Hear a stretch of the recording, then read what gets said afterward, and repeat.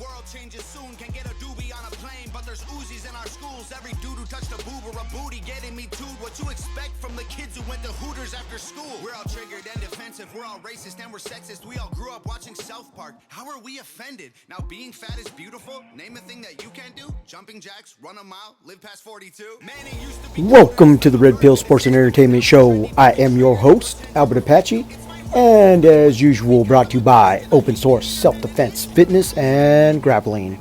Okay, guys, this is part 4 of 4, whether or not Dak Prescott is the quarterback to take the Cowboys to the next Super Bowl. Well, I've covered a lot of things already to this point. We've covered what the Cowboys have been doing, what they've been doing wrong, what Jerry Jones should do, and whether or not I think he will do that. So now we're going to talk about what I would do if I magically woke up as Jerry Jones. So first, let me apologize if anything I say is outdated. A lot of things are happening really, really fast in the world of the NFL during this off season. So some things might be outdated. It's been keeping me from putting together a video. I just decided I had to bite the bullet and put it out there. So first of all, let me say that the Dallas Cowboys did the absolute right thing in the Randy Gregory deal. Not rescinding the guarantee nullification language was absolutely the right move. I believe Denver will regret that. I'm going to put together a video regarding the Randy Gregory and the Amari Cooper situation. I also believe that the Amari Cooper deal was a very good idea. I think it was making the best of a bad situation. So thus far, I believe that I would have done about the same things that Jerry Jones has done. The next big thing that is on the list is that Jerry Jones really needs to work on locking up J-Ron Curse. Now, traditionally, the Cowboys have always had an issue fielding a flexible safety who was good in both run, stopping, support, and coverage. Okay, a lot of times they have safeties that are very good at covering the outside receivers, but they're horrible in run support. They're either really good at run support, but they get burnt all the time in coverage. J-Ron is finally the first Cowboy safety that was homegrown that actually does both roles very, very well. They really need to sign him. That would be my top priority right now. Next, losing Randy Gregory did leave a hole. It is what it is. I think the best way to approach this is by filling through volume. So what I would look for is a veteran guy who is maybe had not the greatest season last season and is towards the end or the mid-range of his career.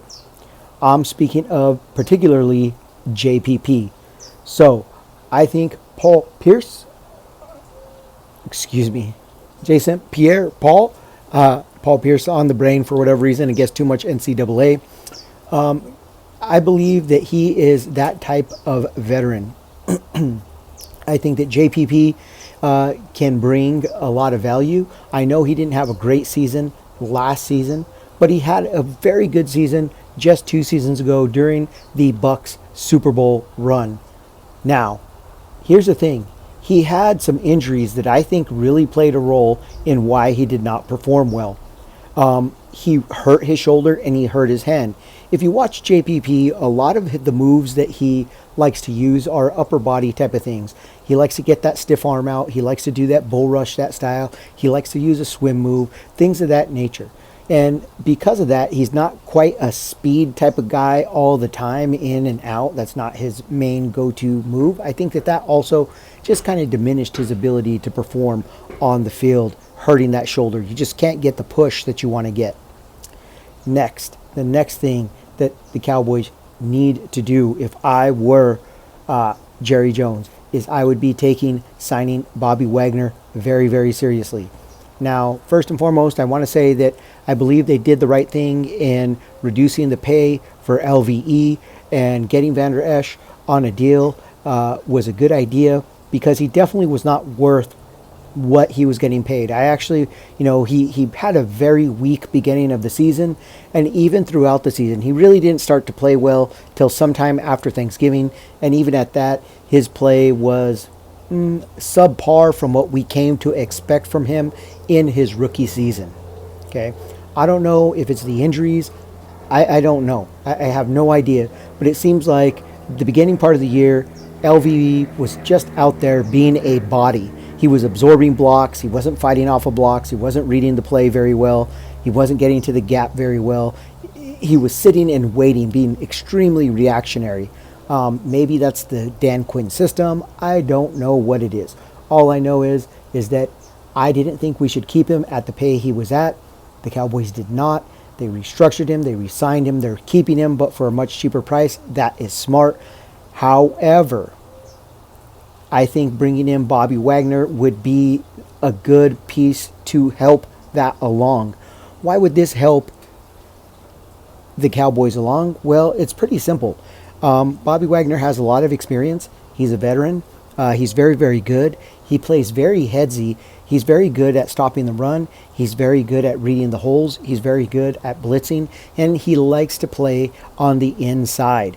Now, I think Parsons and LVE will do fantastic on outside linebacking duty.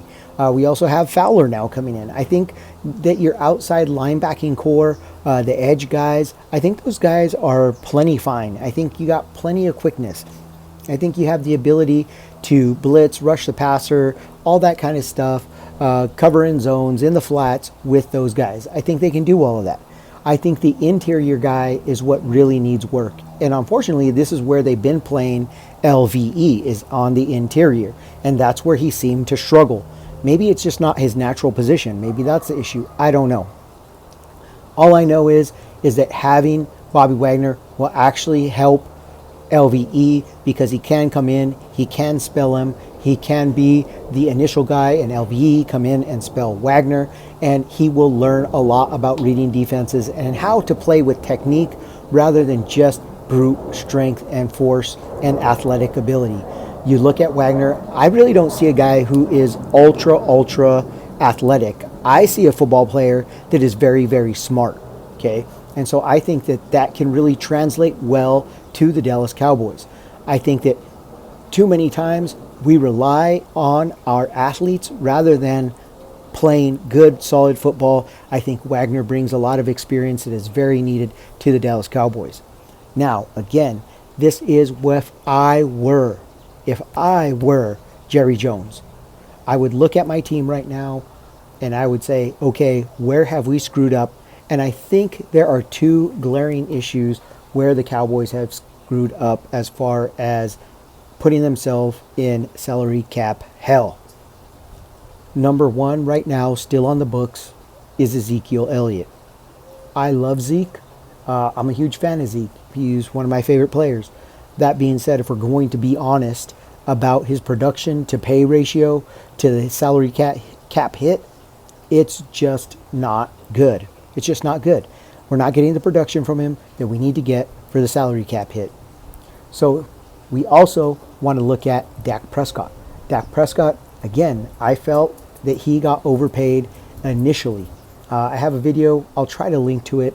But essentially, I said going into this 2021-2022 NFL season that with the contract that they had given Dak, it was an all-in type of season, that if we did not win the Super Bowl this season, which we did not, that essentially the Cowboys were looking at being a very mediocre team for the next 2 to 3 years unless Jerry Jones saw the error of his ways and he went nuclear or scorched earth. And that's exactly what I would do. I would look at Zeke, and if I could convince them to trade within the NFC, I would go to the San Francisco 49ers and try to trade Zeke and maybe some other type of peripheral players, maybe some type of draft picks without giving up too much, and see if I could get Jimmy Garoppolo to Dallas. That's what I would do. I would then try to push Dak to Indianapolis or possibly Carolina, maybe even the Titans. The problem is that for the amount that you're paying him, the results are just not there when it comes to Dak Prescott. He's just not getting the results that you want. Because all in all, stats are fantastic. They're great. They're nice. But when it comes down to it, W's is what matters. And nobody can deny that Jimmy Garoppolo has had more success as far as wins go than Dak Prescott. Nobody can deny that. And you can't argue that the team is so much better in San Francisco. I don't even think that the San Francisco team that beat Dallas this year was a better unit, player for player, going down the roster than the Dallas Cowboys. You look at all the peripheral pieces that Dak had versus all the peripheral pieces that Jimmy Garoppolo had. I think Dallas should have won that game, but they didn't. And it comes down to a couple of things. Of course, coaching played a role, but the other role was Dak. The dink, Dak, and dunk offense is still alive and well. I really challenge people to go take a look at the Next Gen Stats page and just look at where Dak Prescott throws the ball the majority of the time. Almost everything Dak throws is 10 yards or shorter. He has maybe one or two balls in the last 6 weeks of the season that were over 20. He has zero, nada, not a single pass beyond 30 yards in the last 6-7 weeks of the season. Every long touchdown pass that Dak has thrown has been 20 yards or shorter, and the guy takes it to the house. If Dak has an over 20-yard touchdown pass, it's because Amari Cooper, CeeDee Lamb, Michael Gallup, Wilson, Schultz, one of these guys made a spectacular play after they got the ball and took it to the house. There is no, we're going deep threat. And so herein lies the problem if you're going to play that type of system. This is why I'm looking right now at what the Cowboys have done, bringing in wide receivers and stuff like that. Yeah, they brought in a nice deep threat. Yes, Gallup can be a deep threat. But here's the problem. If I'm a coach and I'm looking at where Dak Prescott throws the ball, I'm not worrying about coaching my guys to worry about the deep threat. I'm pressing, I'm playing shallow zones because Dak doesn't seem to have the confidence to throw the ball deep. He just doesn't seem to have the confidence. Maybe he doesn't have the accuracy. I don't know. All I know is what the board is showing me, which is he doesn't take shots down the field. So yes, he does a very good job not getting too many turnovers, things of that nature. But he also, it's high risk, high reward, right? You're also not getting a lot of high rewards with Dak either, as far as going to the house, going over the top, going vertical, stretching the defense. It's just not happening. It doesn't matter if you put Usain Bolt out there. He's not throwing the ball deep, and that becomes a problem. So this is one of the reasons why I would move off of Dak. If for some reason, you couldn't get Garoppolo, I would still be looking to at least unload one of the two contracts of Dak or Zeke. If I had to choose, it would be the Dak Prescott deal, and I'd be looking at a way to bring in somebody like Baker Mayfield, possibly Marcus Mariota. I would bring in maybe Fitzpatrick. Okay, why would I bring in some of these guys? Number one, I'd bring in Baker regardless if I kept Dak or not, if I could, because I want somebody behind Dak that's going to push him to play. I want to send a very, very clear message to Dak that if you're not going to get us W's, you're getting pulled. And I mean W's against the tough teams, not W's against the marshmallow teams. Dak, you have shown me you can put up tremendous numbers against marshmallow teams. Okay, you can put up numbers against teams with losing records. That's great. But can you win games against the good teams? And if you can't, then I might as well go with a cheaper version. I might as well go with a less expensive version so I can have more pieces to the pie so that I can possibly eventually get to a plug and play quarterback. That's what I would do. I think the Dak Prescott deal is horrible. I don't think that Dak is the quarterback to take you to the next Super Bowl. Plain and simple, he is not taking the Dallas Cowboys to the next Super Bowl. It's been 6 years. It's been 6 seasons. Based on the stats, having never even been in the sniffing area of the NFC Championship, all the historical data shows the Cowboys are not going to the Super Bowl with Dak Prescott. Now, Baker Mayfield, I don't know. Here's the thing. When I look at the data between Baker and Dak, I don't see a significant difference. Where I see a significant difference between the two, really, where I care about it is Baker at least will go deep. Baker will challenge the defense. Now, rightly or wrongly, I understand that. I understand he's thrown some ugly picks. I understand he's thrown the ball deep and got picked off. I understand sometimes he's overconfident in his arm. Either way, that is going to challenge the defense.